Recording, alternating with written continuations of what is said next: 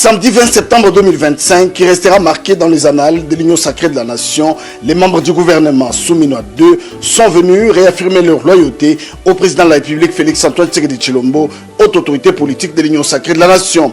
Le ministre de la Communication, porte-parole du gouvernement, Patrick Mouyaya Katembo, a signé la charte de l'Union sacrée et renouvelé son engagement à la vision du chef de l'État Félix-Antoine Tshisekedi Tshilombo de faire un Congo fort et prospère.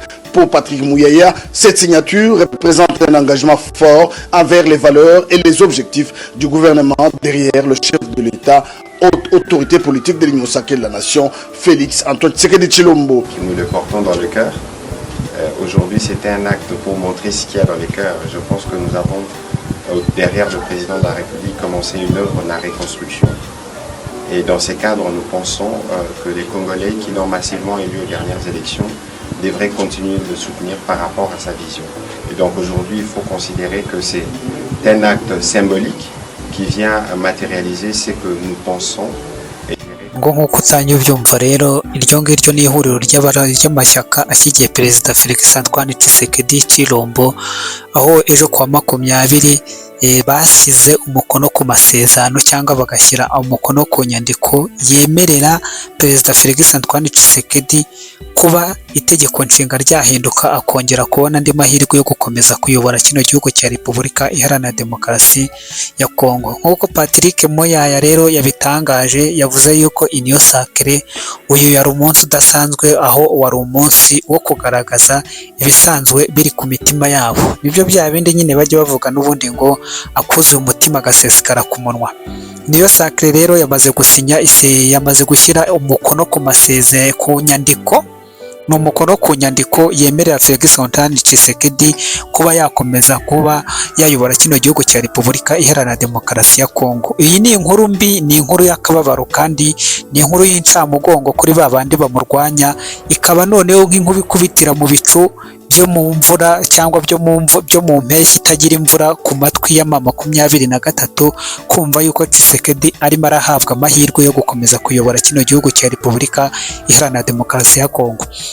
Abayobozi batandukanye rero barimo Minisita Micheline, uyu nguyu ni Minisitiri w'Uburinganire n'Umuryango, aho yagize ati Tshisekedi ni intwari akaba kandi n'inararibonye, tuzamuguma inyuma, yateje imbere abagore, nta cyatuma rero abagore bo muri Kongo tutamujya inyuma ngo dukomeze kumuhondagaza amajwi. Ntabwo ari we wenyine, ahubwo uzwi nka Julien Park, uyu nguyu nawe ni Minisitiri w'Ubucuruzi bwo hanze y'igihugu, aho yavuze ati tunejejwe no kuba ejo no kubaka ejo hazaza heza h'igihugu cyacu, dushyigikiye nyakubahwa Perezida wa Repubulika ndetse na bloke yacu ya 50. Bloke ya 50 uyu nguyu ni umuryango uvukamo abategetsi cyangwa abatware hano muri Repubulika Iharanira Demokarasi ya Kongo.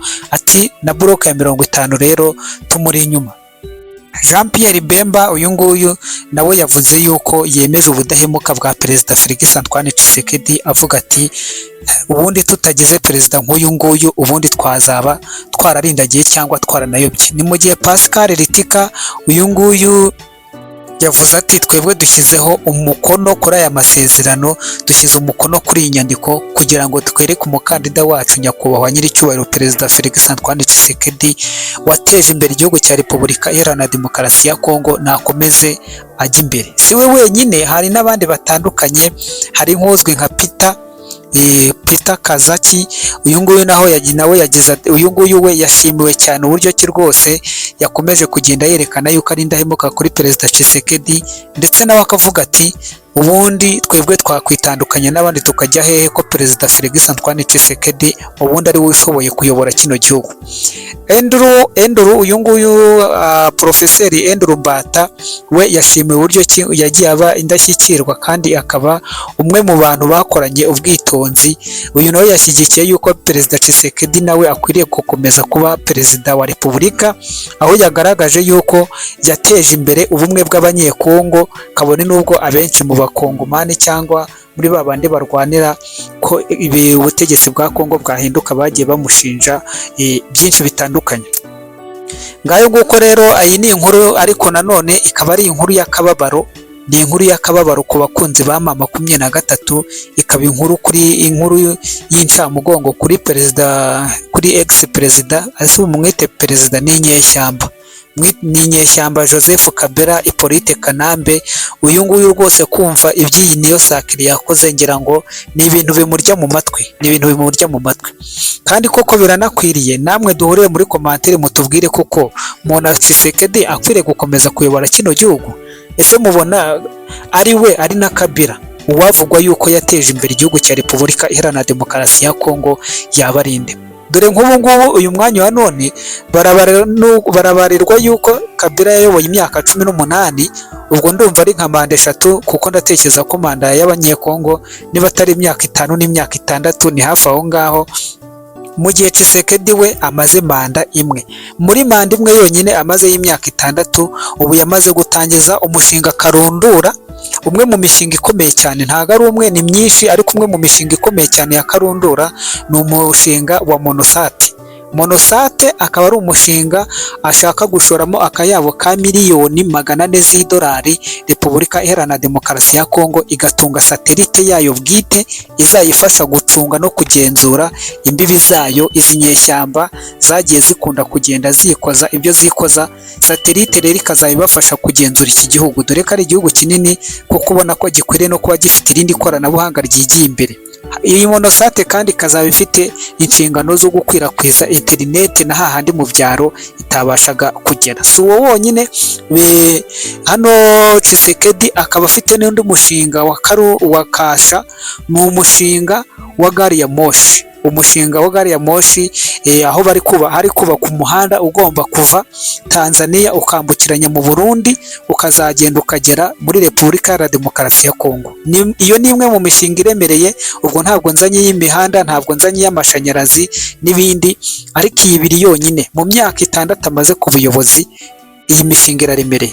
Kandi tutanirengagije yuko muri iyi myaka 6 Tshisekedi ari umwe mu baperezida babayeho muri aka karere. Niba ibyo ngiye kuvuga niwumva nkubeshye uzantera amabuye, ariko niwumva ari byo duhurire muri komantere uhita ukubitaho umutima cyangwa urayikinge. Niwe mu perezida wa mbere muri aka karere k'ibiyaga bigari urwanya intambara imyaka myinshi, kandi arwanywa n'ibihugu bituranyi bye. Ibituranyi binagaragara nkaho bimurusha ubushobozi, bimurusha ibikoresho, ariko akabirusha mu mutwe hanini. Kuvuga ko abirusha mu mutwe hanini ntabwo mvuze ko afite igihanga kinini, ahubwo mvuze yuko afite ubwenge bwagutse cyane ku buryo ari umuhanga muri diplomasi. Kuko iyo Tshisekedi atagira diplomasi iremereye, rwose uno musaza Museveni nabo bafatanije baba baramurabye ivu kera, biba byararangiye. Ariko kubera kugira imbaraga mu bigendanye na diplomasi, akaba yaraje gutoranya bamwe mu bantu b'intwari, aho twavugamo nk'uyu Patrick Muyaya, umugabo utagira ipfana, ukaba utarenze ingohe, umudamu witwa ninde ni Kayikwamba Wagner. Aba babaye amaboko y'iburyo akomeye cyane, yamufashije guhangana mu bitero bya diplomasi, kandi abasha kugenda agera ku ntego. Ni mu gihe mugenzi we yasimbuye uyu ngabo Joseph Kabila banavuga yuko ari intasi, dore yuko ubushinjacyaha bw'igihugu bwamaze kugaragaza yuko amazina ye bwite ari Hippolyte Kanambe. Yamaze imyaka 18, ariko muzambwira umushinga Karundura Hippolyte Kanambe yaba yarakoze mu gihugu cya Repubulika Iharanira Demokarasi ya Kongo. Mu gihe cya Tshisekedi nibwo twatangiye kubona indege za Sukhoi 25, nibwo twatangiye kubona amadorone, twumva ngo drone CH4, tukumva ngo drone Wing Long imwe ya kabutindi, tukabona za Sukhoi 35. Nibwo izi ndege zatangiye kugaragara mu gihe cya Tshisekedi. Ariko muzambwire mu gihe cya Joseph Kabila ikintu twavuga ngo Joseph Kabila yakoze ibintu, nawe suko atafite ibyo yakoze, ariko pari raporo y'imyaka yamaze niyo Tshisekedi amaze. Ahubwo imyaka Kabila yamaze iyo babaza kuba barayihaye, iyo imyaka Kabila yamaze iyo Tshisekedi baza kuba barayimuhaye, iki gihugu cya Kongo uyu munsi wa none kiba ari kiri ku rwego rwo hejuru. Tutanirengagije nk'igisirikare cya FARDC. Igisirikare cya FARDC urabona yuko arimo aragenda akoramo ibintu by'impinduka, arimo aratoza abasirikare b'igihugu, mu gihe Joseph Kabila kuko yagaragaje ubunyeshyamba kera. Joseph Kabila yagaragaje ubunyeshyamba kera, kuko aho kugira ngo atoze abasirikare b'igihugu we yatoje abasirikare b'umutwe we. Ari nayo mpamvu mwabonye ko kimwe mu bintu byagoye Tshisekedi ni ukubanza kwerimina no kuyungurura ibyo bigarasha byose n'ibyo bifobagana byitwa ngo ni abasirikare ngo ba Kabila, bigaragaza muri uniform z'igisirikare cy'igihugu, kandi ari inyeshyamba za Kabila zamufashaga kumunga no kunyunyuza ubukungu bw'igihugu. Ubundi reka mwese nkomeze kubabwira ngo mugubwe neza, ariko nanihanganisha nyine abantu bo kuri ruhande rwa mama 23 babwira ngo bya bindi mwabonye Tshisekedi yabakoreraga muri iyi myaka 6, burya hari hakiri mu gitondo ntiharacya, niyongezwa indi manda noneho muzabona ibisumbyeho. Mugubwe neza kandi mukomeze kumererwa neza mwese, turaza gusubira. This video was not promoting any violence or to hurt anyone. It is made for to inform or to show the situation it is in different areas such as in Africa. And I repeat that we made this video for to inform and to teach, not to hurt anyone wherever.